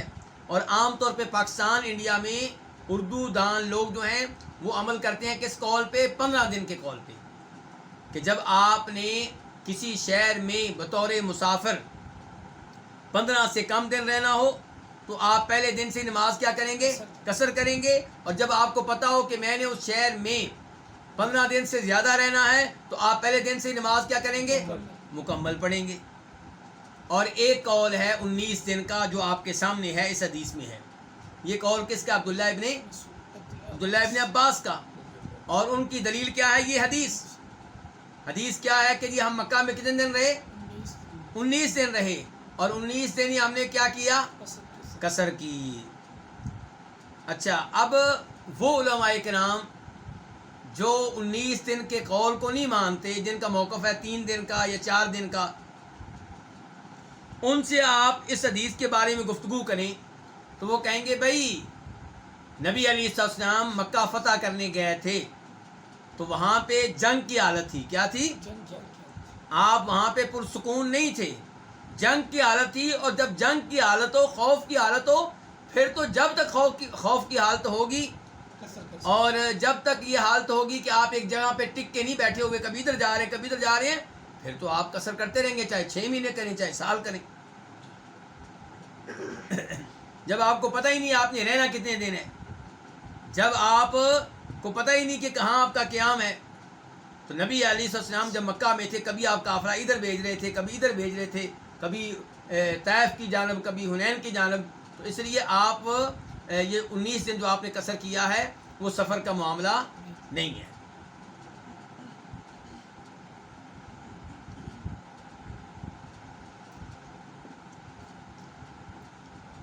میں ایک طالب علم ہوں، میری رائے کیا ہے؟ میری رائے ہے 19 دن کی. میری رائے کیا ہے؟ 19 دن کی. کیوں بھائی؟ اس لیے کہ یہ عبداللہ ابن عباس نے بیان کیا ہے کہ نبی علیہ السلام مکہ میں 19 دن رہے، 19 دن ہی قصر کرتے رہے. اس کے بعد کیا کہتے ہیں؟ اس کے بعد کہتے ہیں کہ ہم، یہ بھی نہیں کہہ رہے میں، یہ نہیں کہہ رہے میں، کیا کہہ رہے ہیں؟ ہم، یعنی کہ عبداللہ ابن عباس اور دیگر صحابہ کرام کہتے ہیں ہم لوگ جو ہیں اس واقعے کے بعد جب کسی شہر میں بطور مسافر ٹھہرتے تھے 19 دن سے کم تو ہم نماز کیا کرتے تھے؟ اور جب ہم ٹھہرتے تھے 19 دن سے زیادہ تو پھر ہم مکمل پڑھتے تھے. اس کا مطلب یہ ہے کہ عبداللہ ابن عباس رضی اللہ تعالیٰ عنہ نے اس حدیث سے قصر کی مدت سمجھی ہے، لی ہے، اور دیگر صحابہ کرام نے بھی لی ہے. تو پھر ہم کون ہوتے ہیں کہنے والے کہ شاید آپ وہاں پہ ایسے تھے، شاید آپ وہاں پہ ایسے تھے. جب نبی علیہ السلام نے باقاعدہ طور پہ کوئی مدت نہیں بتائی، لیکن عبداللہ ابن عباس اور دیگر کئی صحابہ کرام نے یہ مدت اس حدیث سے سمجھی ہے، تو ان حدیث اور ساتھ صحابہ کرام کا فہم یہ ملائیں تو اس حدیث کے اوپر کافی حد تک دل مطمئن ہوتا ہے کہ جب آپ کسی شہر میں جائیں اور بطور مسافر وہاں پہ ٹھہریں کتنے دن، 19 یا 19 سے کم دن، تو آپ پہلے دن سے نماز قصر کریں گے. اور جب آپ کا ارادہ 19 سے زائد دن ٹھہرنے کا تو آپ پہلے دن سے نماز کتنی پڑھیں گے، مکمل پڑھیں گے. اور یہ جو میں بار بار کہہ رہا ہوں نا کہ آپ وہاں پہ رہیں گے تو پہلے دن سے قصر کریں گے، اس سے مراد یہ ہے کہ جب آپ تنہا نماز پڑھیں گے، جب امام کے پیچھے پڑھیں گے پھر تو آپ پوری پڑھیں گے، لیکن تب آپ سنتے نہیں پڑھیں گے، کیونکہ مسافر کے لیے سنتے نہیں ہیں سوائے فجر کی سنتوں کے، سوائے وطروں کے. آخر میں اپنی رائے بتا لینے کے بعد میں نے بتا دیا کہ میری رائے اس حدیث کے مطابق ہے. اب آتے ہیں ایک اور موقف کی طرف. یہ کس کا موقف ہوگا؟ وہی ابن تیمیہ کا. ابن تیمیہ اپنے اصول پہ ٹھہرے ہیں، کھڑے ہوئے ہیں. کیا اصول ہے؟ عرف کی طرف دیکھیں گے، معاشرے کی طرف دیکھیں گے. یہاں پہ معاشرے سے کیا پوچھیں گے جی کہ کتنے دن آپ کسی شہر میں رہیں تو اس شہر کے لوگ آپ کو مسافر مانتے ہیں، اور کتنی مدت آپ رہیں تو وہ کہتے ہیں نہیں بھی اب تو مسافر نہیں ہوتی، دیر سے تم ہمارے پاس رہ لو، کوئی مسافر نہیں ہو تم. یہ کس سے پوچھا جائے گا؟ عرف سے. اور عرف سے مراد یہ نہیں ہے کہ آپ کسی بنگی چرسی سے پوچھیں گے. عرف سے مراد ہوتا ہے کہ معاشرے کے سمجھدار لوگ، دین کے طالب علم، علماء کرام، نمازی لوگ، ٹھیک ہے، عقل مند لوگ، وہ کس کو مسافر کہتے ہیں، کس کو مسافر نہیں کہتے. تو یہ پھر عرف سے سوال ہوگا. اس لیے جو لوگ امام ابن تیمیہ کی رائے کو اپناتے ہیں وہ کئی دفعہ کسی شہر میں 2 مہینے بھی رکے رہیں، 3 مہینے بھی رکے رہیں تو نماز کیا کرتے ہیں؟ وہ کہتے ہیں آپ جتنے مہینے بھی رہیں آپ مسافر ہی ہیں بھائی. آپ کسی کام کے لیے آئے ہوئے ہیں، آپ چاہے 3 مہینے رہیں، آپ کو شروع سے ہی پتہ ہے کہ مجھے 3 مہینے رکنا پڑے گا، لیکن آپ ہیں تو مسافر نا. آپ کا اپنا گھر نہیں ہے وہاں پہ، آپ کی اپنی رہائش وہاں پہ نہیں ہے، آپ ہوٹل میں ٹھہرے ہوئے ہیں، چاہے 3 مہینے کے لیے، چاہے 4 مہینے کے لیے، چاہے 5 مہینے کے لیے. تو ان لوگوں کے ہاں آپ قصر کرتے رہیں گے. اعتبار کس کا؟ عرف کا. اور دیگر علماء کرام کہتے ہیں بھئی احتیاط کا تقاضا یہ ہے، اگرچہ نبی علیہ السلام نے کوئی مدت مقرر نہیں کی، لیکن احتیاط کا تقاضا یہ ہے کہ آپ کی احادیث پہ سوچ و بچار کیا جائے اور وہاں سے کوئی مدت لے لی جائے.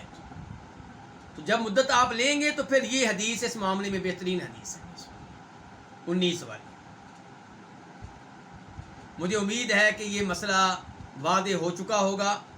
اپنی طرف سے تو میں نے کافی تفصیل کے ساتھ یہ بیان کیا ہے، اور اگر پھر بھی واضح نہ ہوا ہو تو میری گزارش ہے کہ بعد میں آپ اس کی ریکارڈنگ سنیے گا، انشاءاللہ یہ مسئلہ واضح ہو جائے گا. حدیث نمبر باب نمبر 3، باب قصر الصلاۃ بمنا، منا میں نماز قصر کرنا. منا کہاں ہے؟ مکہ میں. اور مکہ میں منا میں کون جاتے ہیں؟ حاجی لوگ. حج کے موقع پہ منا میں آپ نماز قصر کریں گے یا نہیں کریں گے، اس بارے میں یہ باب ہے. اور میں یہ پہلے سے بتا دوں کہ حاجی دوران حج منا میں، عرفات میں، مزدلفہ میں نمازیں قصر کرے گا، اس لیے نہیں کہ وہ مسافر ہے، بلکہ اس لیے کہ وہ کیا ہے؟ حاجی ہے، وہ حج میں ہے. منا میں، مزدلفہ میں، عرفات میں قصر کرنے کا سبب سفر نہیں ہے، کیا ہے؟ حاجی ہے. یہ بات نوٹ کیجئے گا، یہ بڑی اہم بات ہے. اس کا مطلب یہ ہوا کہ مکہ کا رہائشی بھی منا میں جا کے کیا کرے گا؟ اگر وہ کیا کر رہا ہے؟ حج کر رہا ہے. اگر وہ وہاں پہ گیا ہے کھانا بیچنے کے لیے یا حاجیوں کو کھانا دینے کے لیے تو پھر وہ قصر نہیں کرے گا، کیونکہ وہ مکہ میں ہے. منا تو مکہ کا حصہ بن چکا ہے. آپ کے زمانے میں بھی مینا میں جو قصر تھا اس کی وجہ کیا تھی؟ اس کی وجہ حج تھی، اس کی وجہ سفر نہیں تھی۔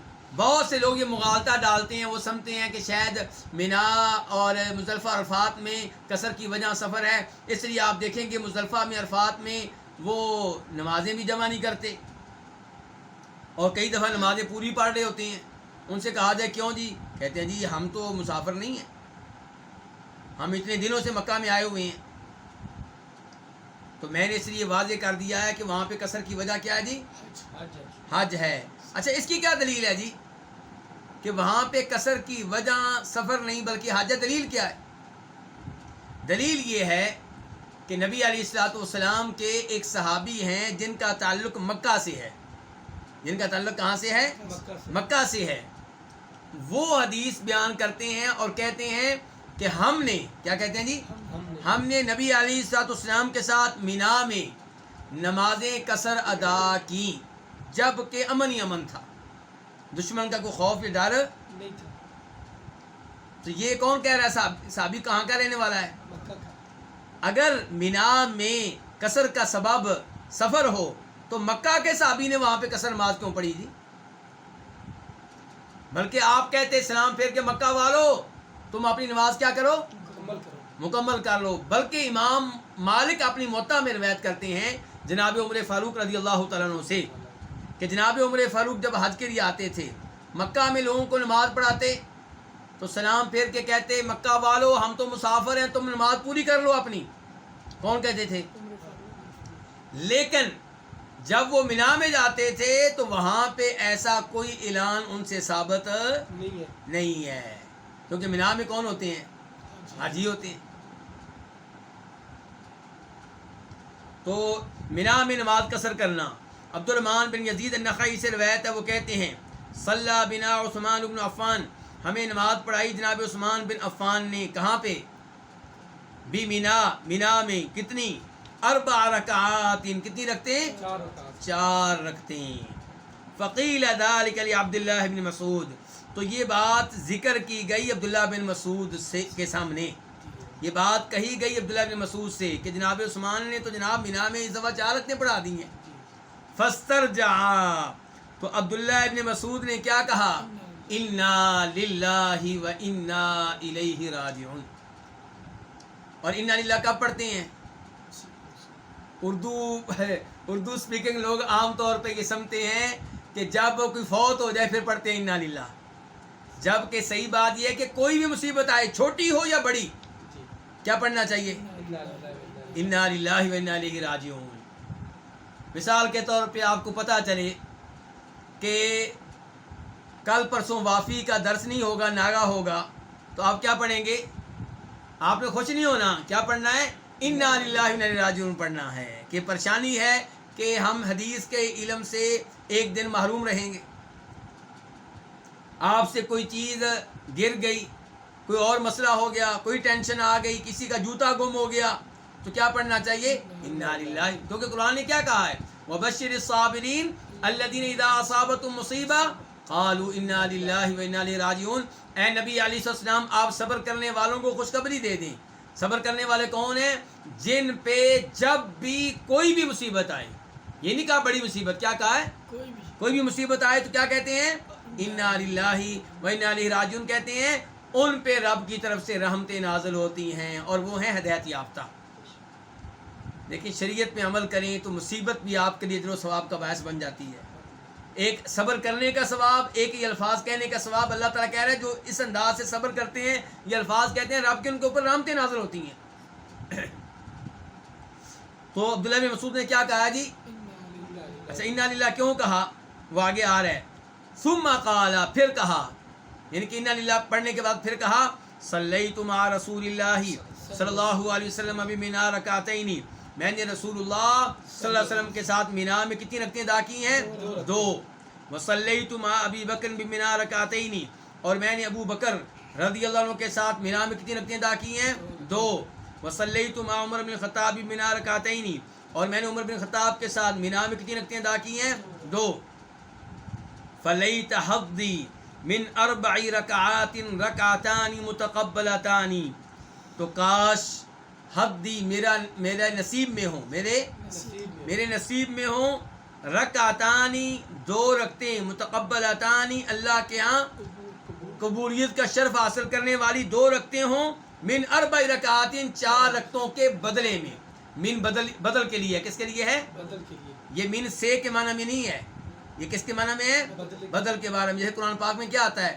ارضیتم بالحیات الدنیا من الآخرہ، کیا تم آخرت کے بدلے میں دنیاوی زندگی پہ مطمئن ہو گئے اور راضی ہو گئے ہو؟ تو کہتے ہیں کاش میرا حصہ 2 قبول شدہ رکھتے ہوں 4 رکعتوں کے مقابلے میں. یعنی وہاں پہ 2 رکعتیں پڑھیں نبی علیہ السلام کے طریقے کے مطابق اور اللہ تعالیٰ قبول کر لے، وہ بہتر ہیں 4 رکعتوں سے جو اللہ کے رسول سے ثابت نہیں ہیں. اچھا جی، اب اس سے ایک تو مسئلہ ثابت یہ ہوگا کہ مینا میں پھر حاجی لوگ کتنی رکعتیں ادا کریں گے؟ 2. دوسرا یہ ثابت ہو گیا کہ یہ طریقہ ہے نبی علیہ السلام کا جی. اور یہ طریقہ ابو بکر و عمر کا. لیکن جناب عثمان نے اپنے آخری زمانے میں کتنی رکعتیں ادا کی ہیں جی؟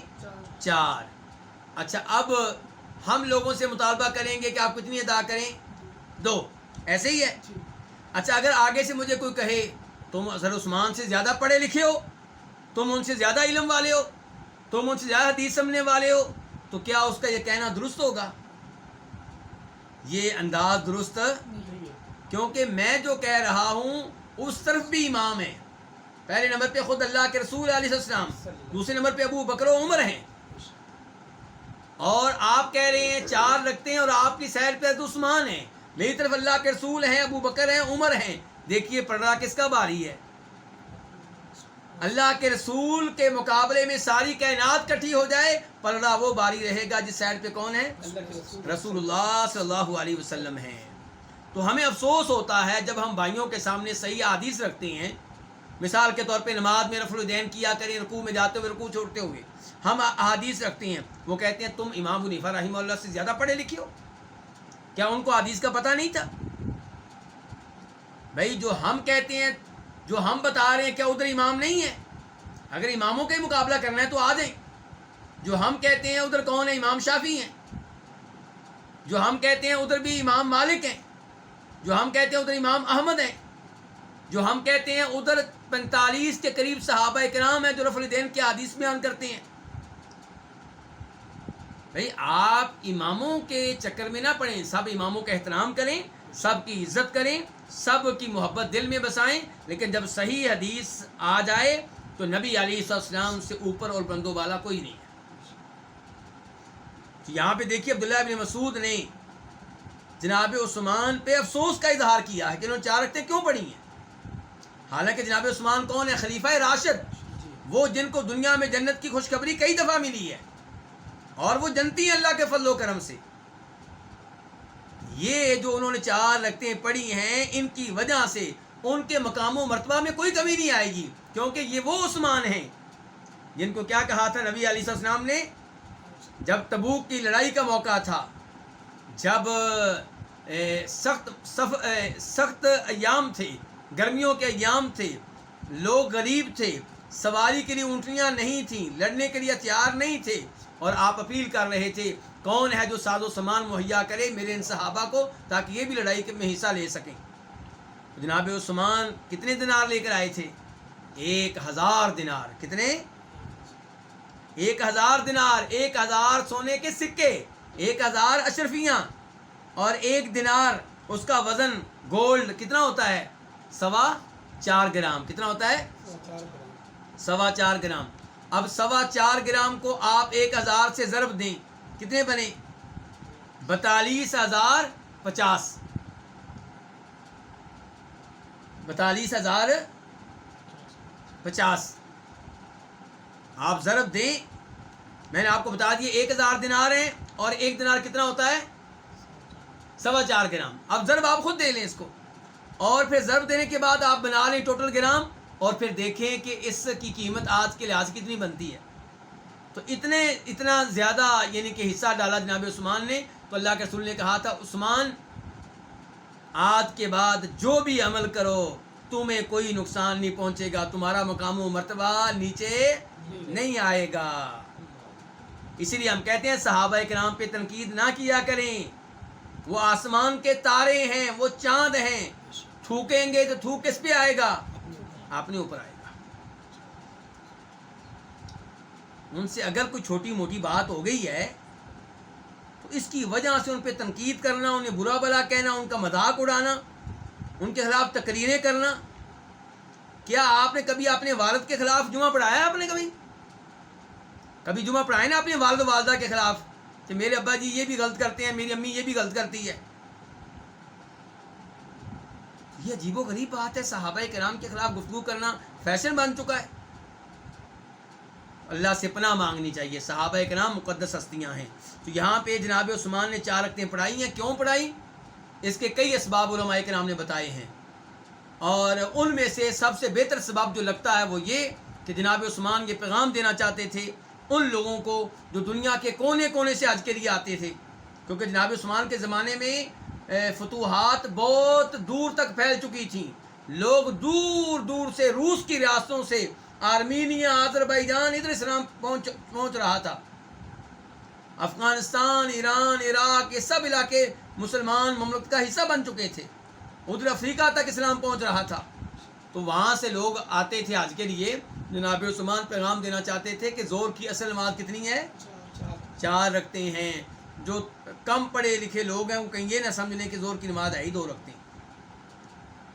تو بہرحال جناب عثمان کی سوچ اچھی ہوگی، لیکن نبی علیہ السلام کی حدیث پہ عمل کرنا اسی میں کیا ہے؟ زیادہ بہتری، زیادہ خیر ہے۔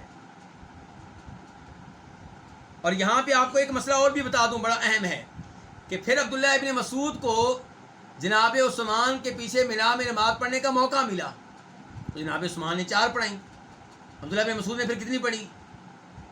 4 ہی پڑھی۔ لوگوں نے کہا حضرت یہ کیا؟ آپ تو کہتے تھے کہ 2 رکعتیں قبول ہو جائیں، وہ 4 کے مقابلے میں بہتر ہیں، تو ابھی آپ نے ان کے پیچھے 4 پڑھی ہیں۔ تو کہا الخلاف شر، کہ اگر میں اختلاف ڈالوں گا تو اس سے شر پیدا ہوگا، یعنی کہ جناب عثمان ہمارے حکمران ہیں، ہمارے خلیفہ ہیں، اس معاملے میں ان کی مخالفت کرنا میرے لیے جائز نہیں۔ کئی معاملے ایسے ہوتے ہیں جن میں مخالفت ہوتی ہے، لیکن وہاں پہ بھی مخالفت کس طریقے سے ہوگی؟ اچھے طریقے سے، علیحدگی میں آپ سمجھائیں، حکمران کو آپ لیٹر لکھیں، یا جو لوگ حکمرانوں تک پہنچتے ہیں ان کے ذریعے آپ پیغام اپنا پہنچائیں۔ حکمرانوں کی اصلاح کے لیے اگر آپ غلط طریقہ اختیار کریں گے تو فسادات بپا ہوں گے، بغاوت پیدا ہوگی، اور مسلمان کمزور ہوں گے، اور کافروں کو حملہ کرنے کا موقع ملے گا۔ اللہ تعالیٰ نے قرآن حکیم میں اور نبی علیہ السلام نے اپنی حدیث میں بار بار حکمرانوں کی اطاعت کا حکم دیا ہے۔ اگر کوئی حکمران 1-2 غلط آرڈر دیتا ہے تو وہ آپ نہ مانیں، لیکن جو اس نے صحیح آرڈر دیے ہیں وہ تو آپ مانیں۔ تو جناب عبداللہ بن مسعود نے اس موقع کی وجہ سے بغاوت کا علم بلند نہیں کیا، فسادات کھڑے نہیں کیے، بلکہ کیا کہا کہ ان کی مخالفت کروں گا تو کیا ہوگا؟ شر پیدا ہوگا۔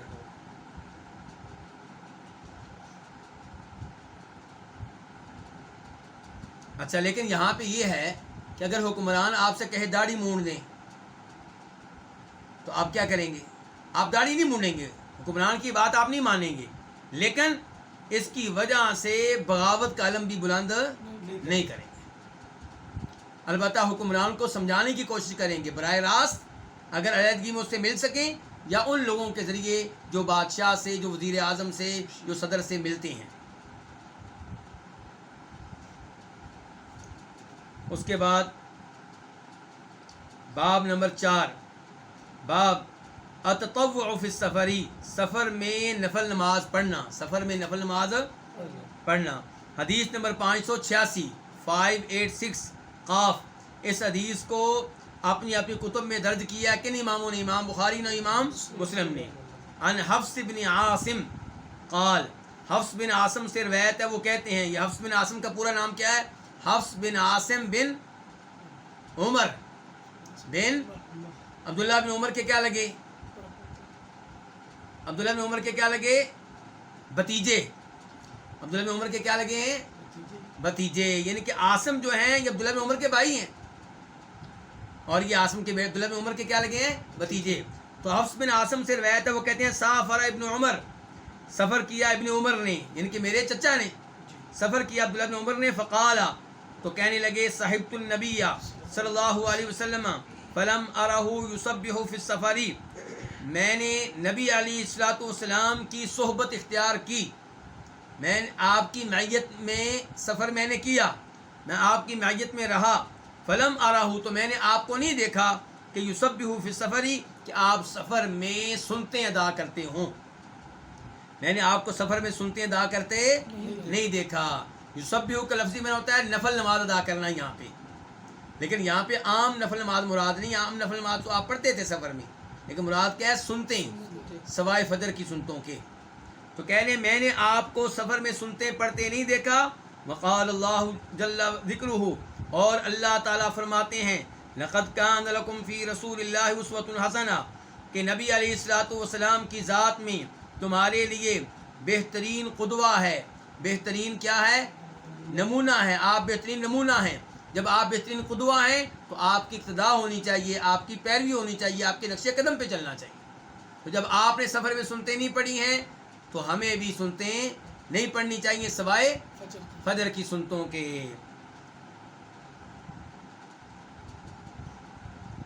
آپ کا چونکہ ٹائم ختم ہو رہا ہے، اور پچھلے درس میں بھی میں نے آپ کے 2-3 منٹ لے لیے تھے، تو اب میں آپ کے مزید ٹائم نہیں لینا چاہتا۔ اللہ آپ کو جزائے خیر دیں کہ آپ اپنا قیمتی ٹائم دیتے ہیں، اور اللہ تعالیٰ سے میں دعا کرتا ہوں اللہ آپ کے وقت میں برکتیں ڈالے، آپ کی اولاد میں برکتیں ڈالے، آپ کے رزق میں برکتیں ڈالے، جو پریشان ہیں بھائی ان کی پریشانیاں دور فرمائے، جن پہ قرضہ ہے اللہ تعالیٰ ان کی مدد کرے کہ وہ اپنا قرضہ اتار سکیں، جن کے بچوں کی شادیوں کے مسائل ہیں اللہ تعالیٰ ان کی بھی مدد فرمائے، جن کی جاب کے مسائل ہیں اللہ تعالیٰ ان کے بھی مسائل حل فرمائے، اور اللہ تعالیٰ احادیث کی محبت ہمارے دلوں میں داخل کرے، اللہ تعالیٰ صحابہ کرام کی محبت ہمارے دلوں میں داخل کرے، اللہ تعالیٰ ہمیں مرتے دم تک دین کا علم لینے کی توفیق دے۔ دین کے علم کی کوئی عمر نہیں ہے، مرتے دم تک ہم طالب علم ہیں، اور مرتے دم تک طالب علم رہنا چاہیے۔ اللہ رب العزت توفیق عنایت فرمائے۔ وآخر دعوانا الحمد للہ رب العالمین۔